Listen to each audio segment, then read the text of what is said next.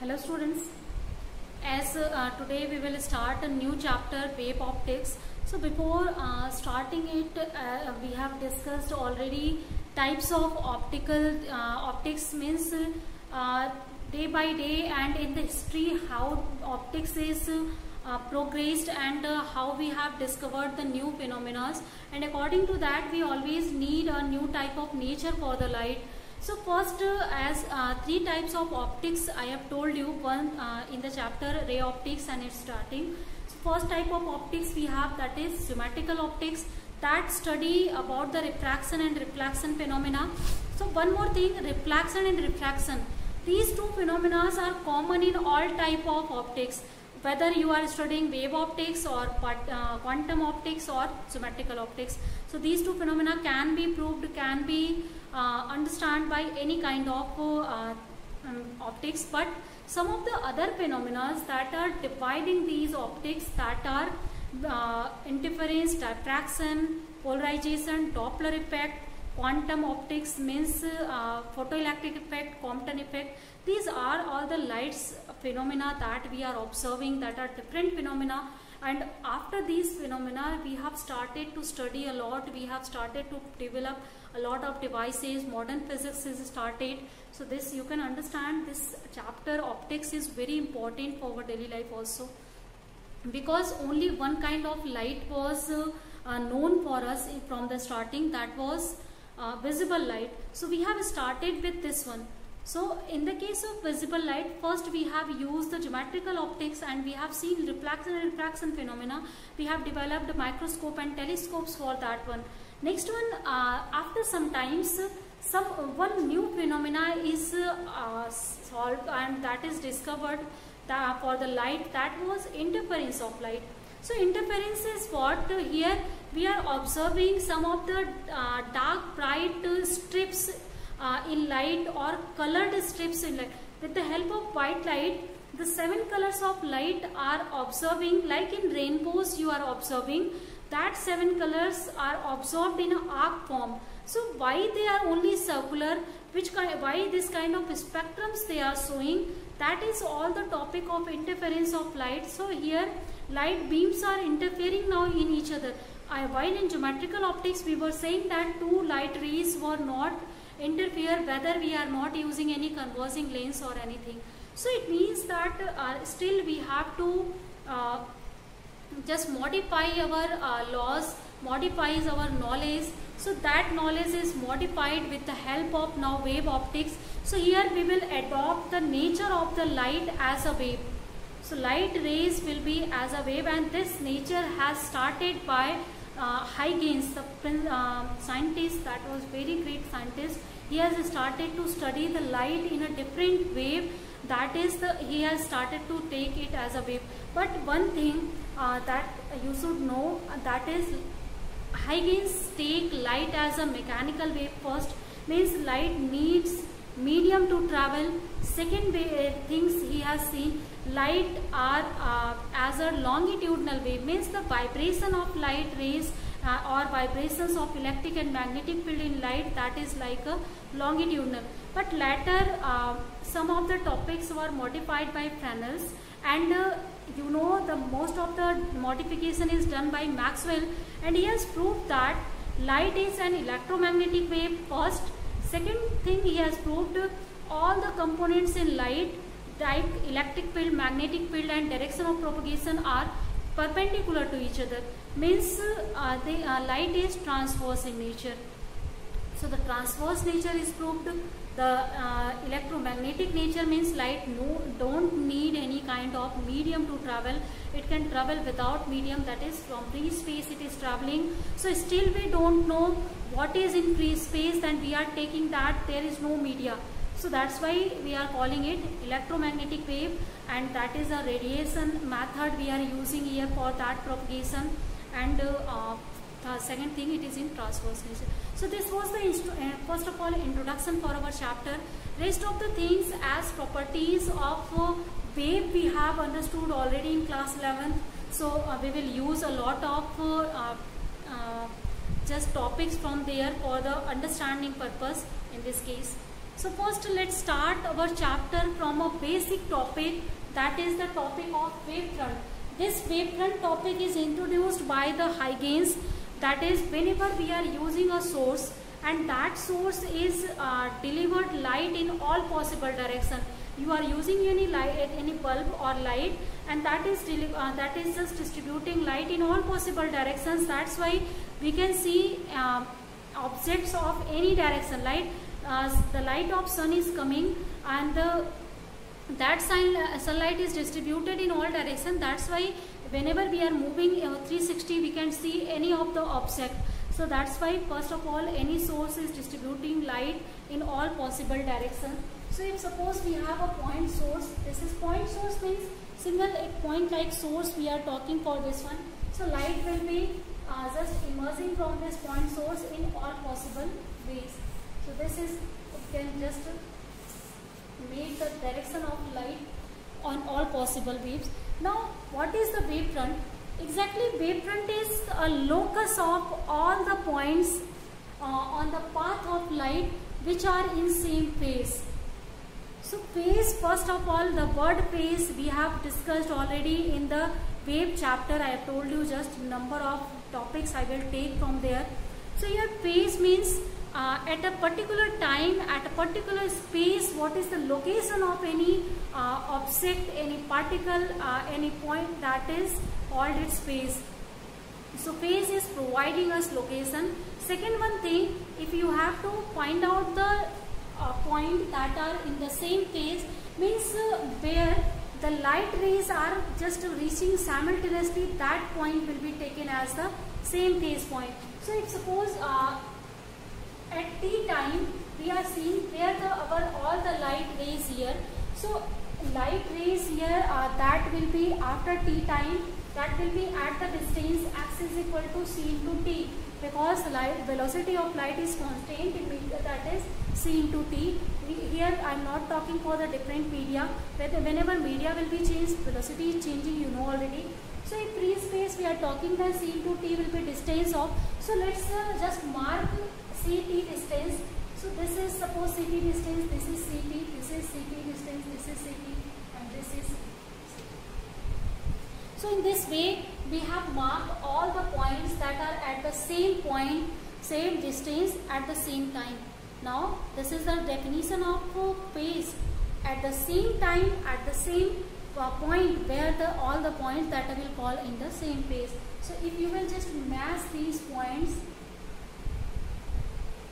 then you can draw the locus of these one. So this is the locus that you can see now in a spherical shape. So this spherical shape is the locus of all points that are in the same phase. If you will take any point on this locus, any point, that will be in same phase always. So this is called the wavefront. So I think the definition of wavefront is first clear. This is the locus of all points that are in same phase, that is called the wavefront. So for different kind of sources, we have different types of wavefronts. So let's see the second topic here, that is types of wavefront. So types of wavefronts are depending on the source. So here in first case, as I have taken point source. So for the case of point source, as you can see, the locus of this one, all points are spherical. So in this case, spherical wavefront is obtained. So the first type of wavefront is spherical wavefront, that is obtained whenever our source is point source, and that time it's always will form a spherical wavefront. Second type of wavefront we have, that is cylindrical wavefront. So cylindrical wavefront can be formed by using linear source. So suppose you have any such kind of linear source. So this linear source will also distribute light in all possible directions. So suppose we are distributing this light in all possible directions from this source, as this is now linear source. This is the possible direction in which it can send light now. Yeah, in both sides. Now again we will use the same concept. At time t and with the velocity c, let's see all the points on both sides that are at the distance ct. So suppose this is the point where ct distance, this is equal distance. This is also CP from here. So if you will now match these points, locus of these points, and you will also match these ones. So you can see the locus of now these points are formed as in cylindrical form. So that's why it's for the linear objects, its wavefront will be of cylindrical form. So this is called the cylindrical wavefront. So second type of wavefront we are obtaining for the linear object, that is cylindrical wavefront. Next type of wavefront, that is plane wavefront. So plane wavefront, when you can obtain this one. So this kind of wavefronts are obtaining whenever parallel light beam is coming. So suppose if source you have infinite, suppose any object is at infinite or any source is infinite light, lot of the stars or stellar bodies are very far away from us, and the light that is coming from them, that is taken as a parallel. So if parallel beam of light are coming, then its wavefront can be obtained. Suppose after t time, that is the source, and after t time if you want to see the distance that they have traveled, so if you will just see, so all the points that are just, you can just put a plane, is such kind of plane. This is that I have made this is such kind of, I think something is wrong actually.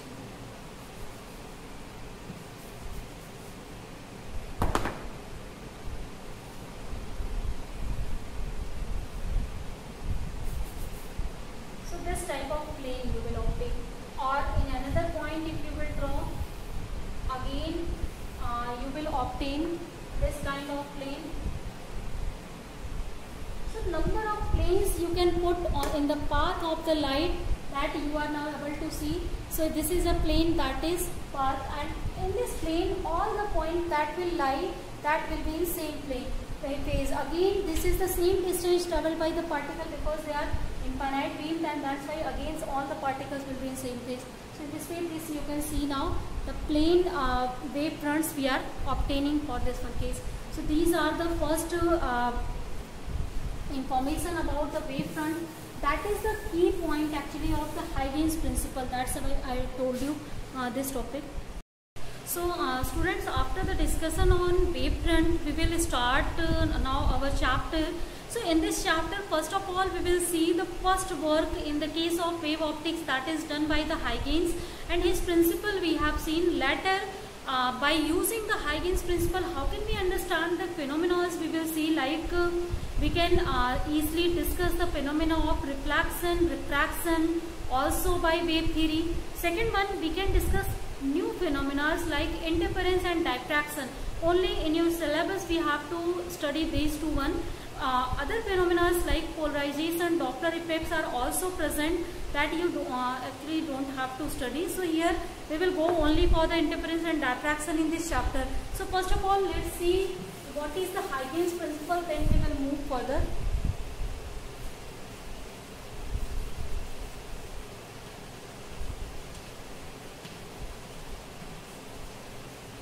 So in the case of Huygens principle, we have two hypotheses here first. First one is every source is sending disturbances in all possible direction, and the locus of all points that are in the same phase is called the wavefront. So just now in the definition of wavefront I have told you, and that is the first law or first principle of the Huygens also. So we are calling it Huygens first principle, means every source is, you can say every source light is composed of number of wavefronts. So if for example I will say you have a point source, then this point source will send as disturbances in all directions. Then we can make number of here wavefronts.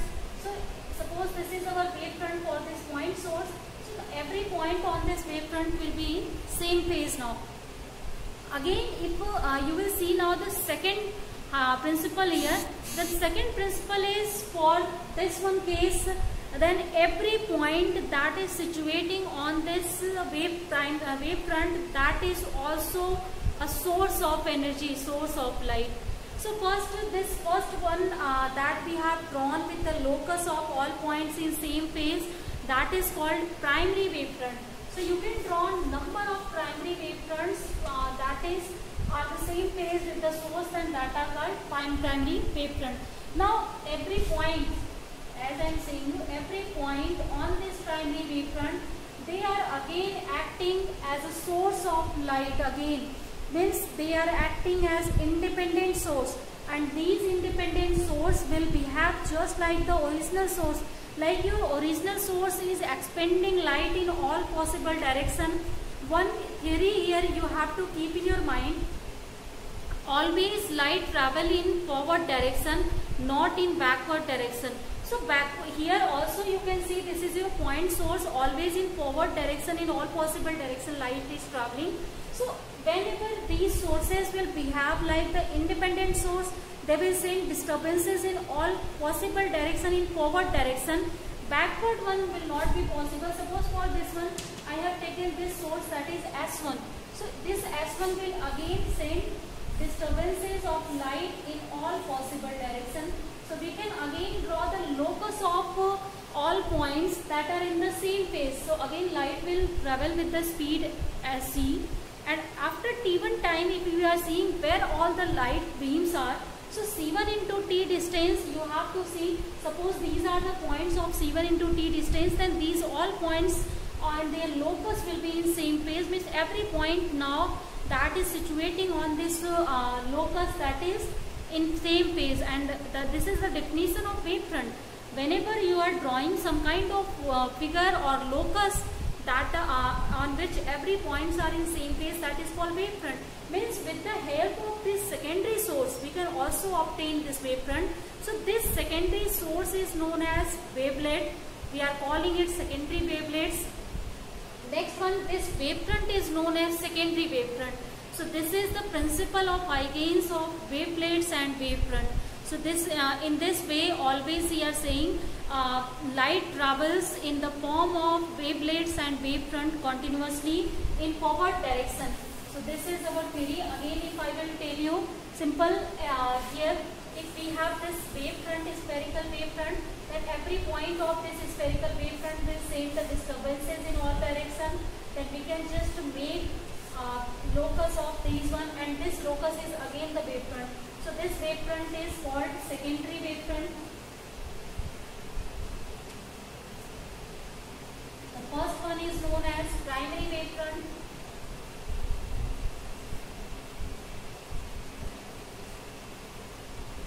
And this source of energy, the secondary one is known as wavelets. So these are wavelets. So number of wavelets can be on this wavefront. As you can see, number of point sources will be here. So for this particular source, number of sources can be generated. So this is the very epic theory of Huygens assumption that every source is you can say producing large number of source by the help of this wavefront, and again that sources are distributing their light, and again light is moving in forward direction, and after that again secondary wavefront we will obtain. Every point on this secondary wavefront will also behave just like the wavelet. Again they will send disturbances. Means continuous the production of new sources will be there, and continuous light will move forward in the forms of wavefronts. So this is the wavefront wavelets theory of Huygens that we will use to discuss all the phenomena of light that we can at least discuss here. So later I will tell you where we will meet with the limitation, but up to now in the that time he was working, only we had known the phenomena reflection, refraction, interference, diffraction, Doppler effects. So that he was successful to explain all these. That's why this concept was acceptable that time at a great level. And even in the same time, Newton gave a particle theory. He has given a theory that light is composed of the particle that has particle nature, but that time as the processes and the phenomena of light that we had known, that is completely explained by using Huygens principle, and that was depending on the wave. So we have neglected the Newton's concept, and we have taken Huygens concept at a great level, and later even Maxwell, when started to study about the electromagnetic wave, he has established that electromagnetic waves are of wave nature. They are following the properties of wave. I have just explained that already in electromagnetic wave chapter.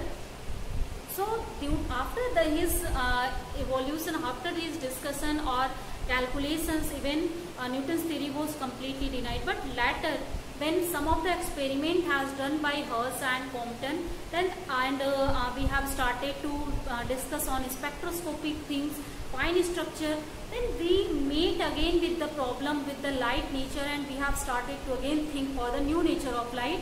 And that time Newton concept was seeming to right, and Planck started to think for that. So that discovery we will just discuss later. Up to now, let's see now this discovery that is done for the wave or by using wavelets and continuous wave fronts. So this is, I think, now clear. Next concept after this one, let's see how can we prove reflection or law of reflection and refraction by using Huygens principle. So first thing, as we know already, reflection and refraction phenomena from the till time and geometrical optics we have seen. So how can we understand it by using his principle, because this is a new principle for us. So for this new principle, how can we explain it? So let's see first of all the explanation of reflection by Huygens principle. So here we will start for the explanation of reflection by using Huygens principle. Next, after this one, first of all, for the reflection, you know that we have always a surface, and that surface is polished on this backward side. So suppose this is our surface and that surface is polished on its opposite side. This is now polished surface we have. Light will, suppose this is the normal that we have shown here. Now light rays that are coming in the form of wave fronts, so that will just fall on this one at different places. So first let's see how can we understand even reflection. Then you know that the parallel beams are coming and they will just reflect back from here. Let me make it here. So this is the light rays are just reflecting as our surface is now polished. So first, I think diagram is now clear. But then how can we understand now reflection with the help of Huygens theory? So first of all, we will see all the rays that are coming to incident on this surface. We will draw a wavefront for them. So we will see the locus of all the waves here that are coming here at the same time. For such a case, then we can just draw such kind of figure, and every point, suppose this point and this point are in the same phase. So we can just draw their locus, and this locus will be incident wavefront. So this locus is called now incident wavefront. So always we have this work. First we have to draw the wavefront, because that is the primary concept of Huygens principle. Second one, if incident wavefront we have drawn, similarly we can draw also the reflected wavefront. So to draw the reflected wavefront, you can take help of one more concept.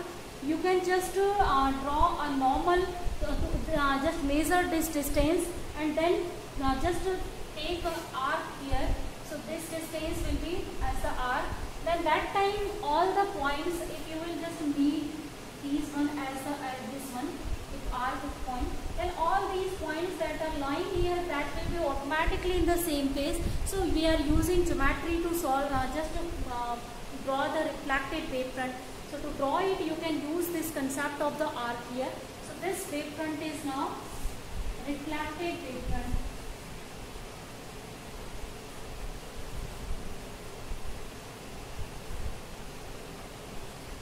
This is, I think, now clear. Now after this, the construction of incident wavefront and reflected wavefront, Then we will start our study for this case. Means whenever the rays that are coming here, they are all in same phase here, and they are all in same phase. So these rays, if I will just give the name to these one, only just at one place I am going to make this. This is our polished surface, and this is now our incident wave front. Suppose this is now our reflected wave front, this one and this one. So here 3 points we are seeing. One is this phase, and the second one is this way, and third one is we have this one. So in such a way we have, you can see the diagram that I have made by using these one. Okay. So in this one you can give the name to this. Suppose A, B, C, D, E, F and C. This name I am giving to them. Now as A, B, C are in same phase and F, E, D are in the same phase, then light that are coming from B to Z and it is going from G to E, that has to take same time as the light is taking to travel from C to D, as the light is taking to travel from E to F. Means all these should have to take same time so that they will just be in the same phase. Means wavefront can be drawn only the time when all the rays are reaching somewhere in a single time, because their velocities are constant. Here already they are in same phase, then again if they are in same phase means they have reached here at the single time. So the time taken to reach the wave from here to here, that should be same here. So let's now discuss this one thing, and we will start to prove our topic with by using this one figure. So this figure I am going to just draw now. So you can just write down this wave. I will select this second middle wave. So the wave that is coming from B to Z and Z to E. From one point of the wavefront means from incident wave to reflected wavefront, it is traveling this distance. The time taken by this wave will be equal to, now suppose obviously if we are taking this one in air or in such a media where no restriction, no friction is present, the light velocity will be same. So we can write T is equal to BC upon C plus ZE upon C here. Clear? Means the distance time taken here, that will be distance upon velocity, distance upon velocity. That is, I think, now clear.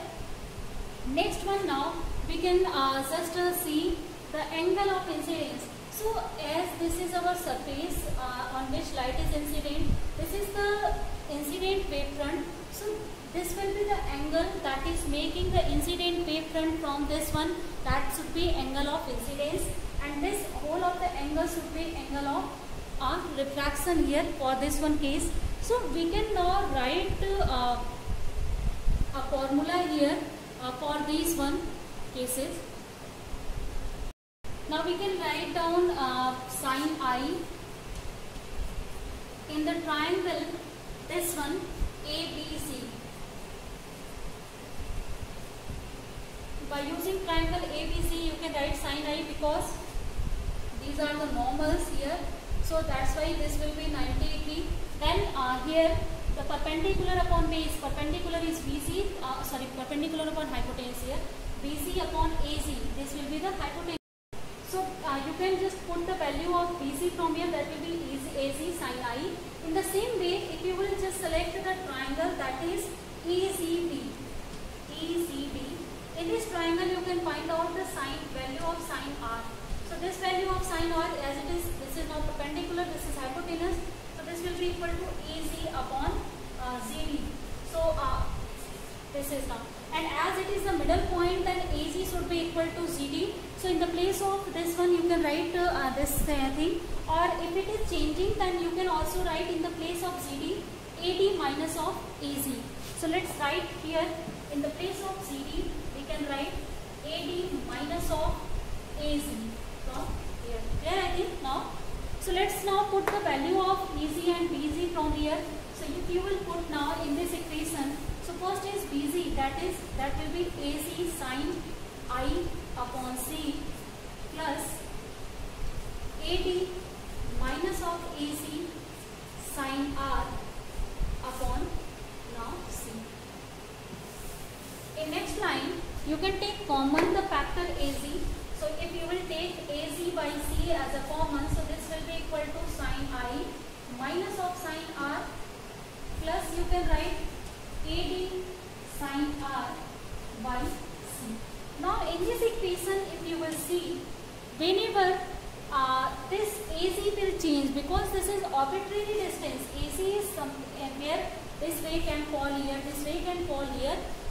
So if AC is changing, then this will make to change the time t. So this time, as I was talking, from here to here to come from incident wave front to refracted wave front, this would take the constant time so that all the rays will come here.